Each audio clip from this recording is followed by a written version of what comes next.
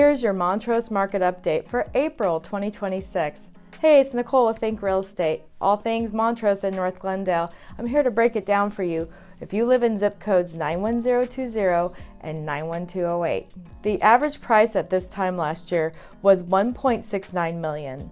This year, it's $1.6 million. That's a 5% drop. Yes, it does sound like a big number difference, but it's only 5%. And remember, anything within the 10% range is considered normal. Anything over 10% that lasts for longer than 3 months is something to be concerned about. Average days on market went up from 23 days on market to 26. It is following the national trend. We are taking longer to sell. Number of homes sold, we actually went down. Last year at this time, we sold 127 homes. This year, it's 119. Price per square foot went down 1% from $801 a square foot to $793 a square foot. The difference in living square footage dropped as well. We were at $22.85 last year for square footage. This year we are at $21.75. That's a 6% drop also. Just glancing at this, price went down 5%, but also square footage difference went down 6%. I feel those kind of go hand in hand, but always remember, a smaller square footage house has a higher price per square foot, and a larger home has a lower price per square foot. Now, let's talk about the home sales in our neighborhoods in the last 30 days. I'm only going to mention a couple. We did have 9 sales in 91020 and 91208 in the last 30 days. 3412 La Crescenta Avenue. This was a classic ranch home. It went quick. It sold for 1.2. It was listed at 1.199. 1.2. It is literally catty corner to Fremont. It was kind of an interesting lot. The garage side was on the Fremont side, and then the house looked to La Crescenta Avenue.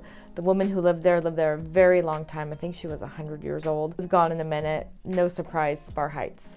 Another Sparr Heights beauty. I talked about this in my last video. 3600 Buena Vista Avenue. This one sold for 1608.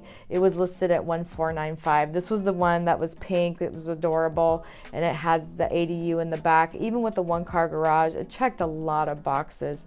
Walking distance to historical town Montrose. It doesn't get any better, and the price reflects that. Then we had this amazing mid-century 3505 El Lotto Drive. That was listed at 1499. It closed at 1.8. This thing wasn't even on the market 2 weeks. A gorgeous mid-century. I remember when it was bought a couple of years ago, and it was a diamond in the rough. It was a heavy fixer. Been in the neighborhood for decades.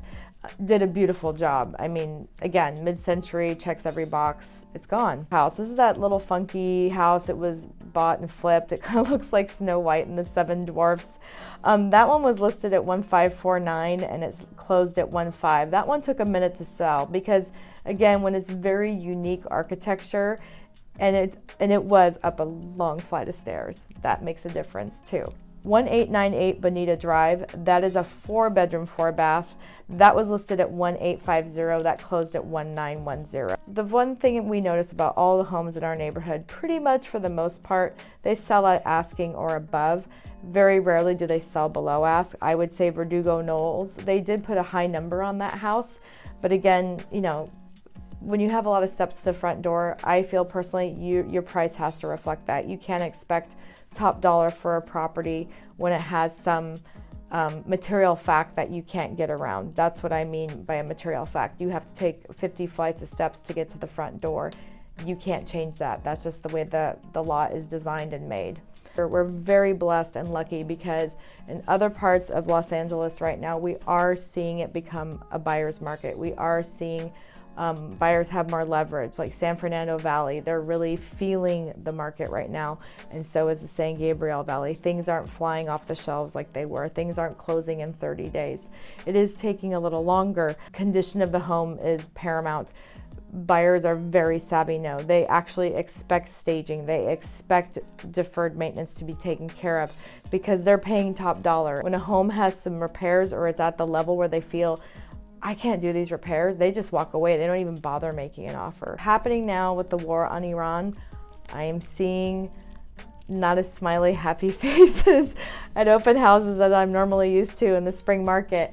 I see a little bit of hesitation. They're like, well, you know, the interest rate crept back up, or job security. You know, I keep hearing all these layoffs.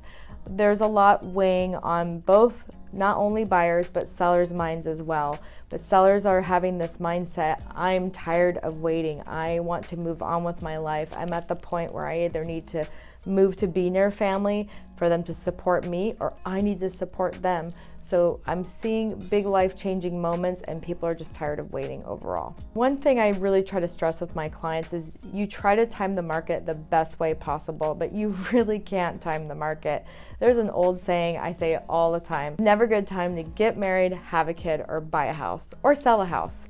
You have to do what's right for you, and our job as agents is to guide and advise and strategically create a plan for you to navigate it and have it work as seamlessly as possible in your favor. That's our fiduciary responsibility to you, and our goal is to make that happen. Positive in all of this uncertainty in the world right now, I am seeing people who want to buy, and I'm seeing people who want to sell.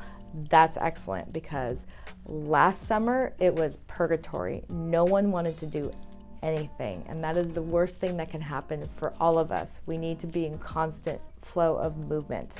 So I'm grateful that right now we have more homes coming on market. We still have buyers coming to open houses. They're just taking longer to make up their minds and make sure it's the biggest investment of their life, rightfully so. And sellers too, they want to make sure. A lot of them just say, I want the future homeowner to love the home as much as I have. I hear that all the time. So it's really, it's a little dance, just a relationship. We want to make sure we find the right people for the right place to be. If you have any questions on what's happening in our little corner of the world, I am grateful to be your resource. I am Nicole Schluter with Think Real Estate. Happy to help you.